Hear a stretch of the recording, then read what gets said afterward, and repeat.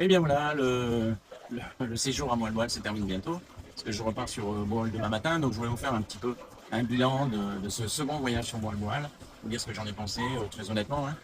En fait, ma première impression du premier voyage, en fait, est confirmée ici. C'est une destination qui est un peu particulière, je trouve. Euh, c'est un peu tendance hippie, moi, je trouve. Vous voyez, un peu années 60. Il y a beaucoup de jeunes, beaucoup de Français. Des jeunes, c'est-à-dire des gens qui ont moins de 30 ans, qui sont en couple, qui se baladent, qui font plein d'activités. Il y a d'ailleurs énormément d'activités à faire sur Mont-Alboal, que ce soit le canyoning, les cascades, le sardine run, les tortues. Euh, vraiment, il y a pléthore. Par rapport à Boal, je suis bien comparé à Boal parce que en fait, j'habite à Boal, donc pour moi c'est assez facile. Euh, c'est une île, enfin une île, une destination, c'est pas une île, hein, c'est sur l'île de Cebu. Destination qui est plus sale. C'est-à-dire que j'ai vu beaucoup plus de détritus sur Montréal-Boal, des routes qui sont vraiment en sale état, pas fini, même dans le centre touristique, hein. Des plastiques évidemment comme un peu partout en Asie. Euh, et même sur la plage, je reviens de la plage de White Beach, et elle n'est pas si white que ça. Et quand vous regardez bien, il y a beaucoup de déchets de tout genre. Donc ça, c'est le côté négatif. Après, bon, c'est pas insurmontable, hein. Ce qu'il y a de mieux, c'est tout ce qui est bouffe, restaurant. Il y a un nombre incalculable aussi de restaurants, mais sur Alona, par exemple, il y en a beaucoup aussi. Mais il y a beaucoup plus de choses différentes, avec des concepts plus aboutis. Moi, je trouve qu'on mange mieux à Moelle-Moelle qu'on mange à Alona. Alona, c'est un petit peu toujours pareil, en fait, hein. Vous prenez le front de mer, tous les restaurants font la même chose, c'est pas le cas ici. Il y a même de très petits restaurants et qui font de la super bouffe. Pas quelque chose de très évolué, mais c'est bon. Vous voyez, il y a beaucoup de restaurants au bord de mer où vous mangez au-dessus de l'eau. Ça aussi, c'est vraiment un plus. Donc, excursion, restauration. Euh, le truc aussi où ça peut être embêtant pour vous, c'est que pour moi, il y a trois centres. Il y a le centre un peu de la vie des Philippins.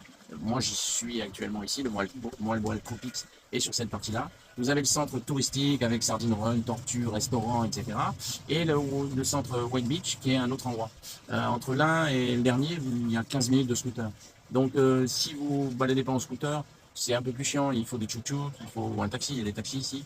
Et ça va vous coûter plus cher et plus problématique. Donc voilà. J'en parle jamais parce que finalement j'ai peu de familles avec des enfants qui viennent, hein. C'est pas une grosse partie de ma clientèle, mais pour les enfants c'est royal, hein, ils vont se battre. Et donc voilà. Euh, Au niveau hôtellerie, là c'est moins bien qu'à Boal aussi. Il n'y a pas de vrais bons grands hôtels comme vous aimez, hein, parce que moi je vous propose toujours des hôtels. Mes devis sont faits sur les hôtels 3 étoiles en général, hein. C'est quelque chose à 50 euros en moyenne par nuit, ça fait 3500 pesos. Et alors vous me dites ok, ok, ok, mais au moment de choisir, vous me choisissez que des 4 ou des 5 étoiles à 100 euros la nuit, 200 euros la nuit, 300 euros la nuit.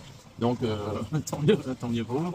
Et, mais des hôtels haut de gamme, il n'y en a pas. Il y en a peut-être un ou deux qui sont pas mal, mais ça n'existe pas. Donc c'est une petite hôtellerie. Il y a, je trouve ici beaucoup plus on va les appeler backpackers améliorés, hein. D'ailleurs les jeunes de 30 ans qui veulent pas trop mettre tout ça, donc des guest house, des choses comme ça. Et c'est plus dur de trouver des bons établissements haut de gamme, d'accord. Voilà. Quoi vous dire d'autre? Oui, l'itinéraire. Alors ça va dépendre d'où vous venez. Moi, vous l'avez vu, si vous suivez ma page de Bohol, en fait, je prends ce qui me semble le mieux, c'est-à-dire je prends le bateau AP Cop Travel, qui est un ferry qui part de la plage de Momo Beach sur Panglao, qui arrive à Oslo en 1h30. Donc c'est pas trop long, le bateau est confortable, donc il n'y a pas de souci. Et à Oslo, j'ai mon loueur de scooter, je ferai une référence à lui parce qu'il est vraiment bien. Et je crois que le nom c'est Henry's Rental Scooter, quelque chose comme ça. Et donc je prends un scooter et 2 heures après je suis à Moalboal. Il faut à peu près 2 heures de Oslo pour aller à Moalboal. Ensuite, si vous venez de Cebu, bah là il faut prendre un van. Vous avez deux possibilités réelles, un van partagé ou un van privé. Un van partagé ça ne vous coûtera pas très cher. Je ne vais pas vous dire de bêtises, mais ouais, c'est moins de 50 euros par personne, largement moins, hein, je crois. J'ai oublié parce que je fais que du van privé au final. Et un van privé, par contre, ça peut vous coûter bonbon largement plus de 100 euros. Donc après, à vous de voir ce que vous préférez, tout ça. Il n'y a pas d'aéroport, évidemment, si vous regardez la carte de Cebu. À ce sujet, je fais une aparté ou un aparté.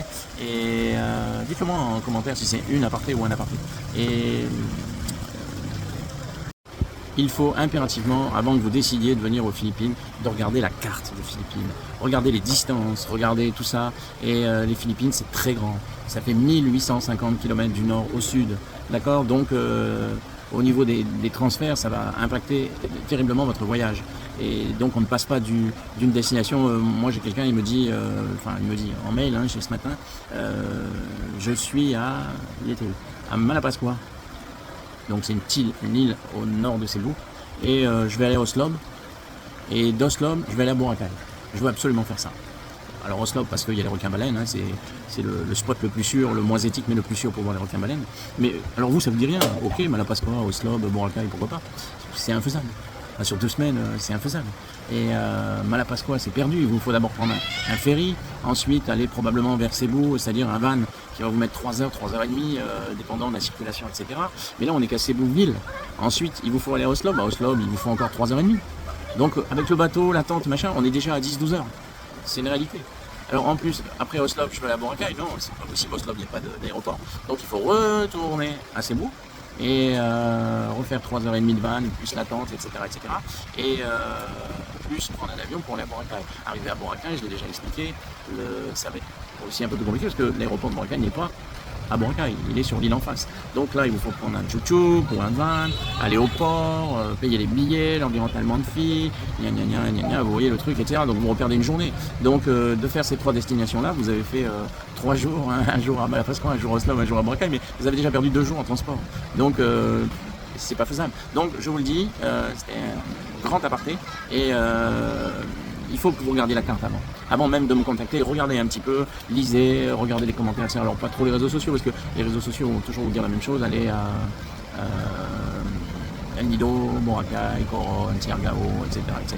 Donc il y a autre chose, hein, 7641 îles. Donc mais voilà un petit peu. Donc sinon sur Moalboal, je reviens à mon poste originel. Moi j'aime beaucoup pour l'ambiance. Et maintenant, c'est pas fait pour tout le monde. Et il faut être un peu, je veux dire comment, un peu, pas hippie, je suis pas hippie, hein, regardez. Et mais il faut avoir ce caractère-là, d'être un peu cool, quoi. Voilà. Si vous aimez les choses bien carrées, non, ne venez pas ici. Et ici, c'est pas carré. Ici, c'est chill, c'est voilà, on vit au rythme du jour, de la lumière, des gens, et pas de stress. Voilà. Donc c'est comme ça. Sinon, super destination. Alors j'ai pas fini, ce soir on va aller dans un autre restaurant qui s'appelle Achille, je vous en parlerai plus tard, et on va voir si c'est bon. Ciao.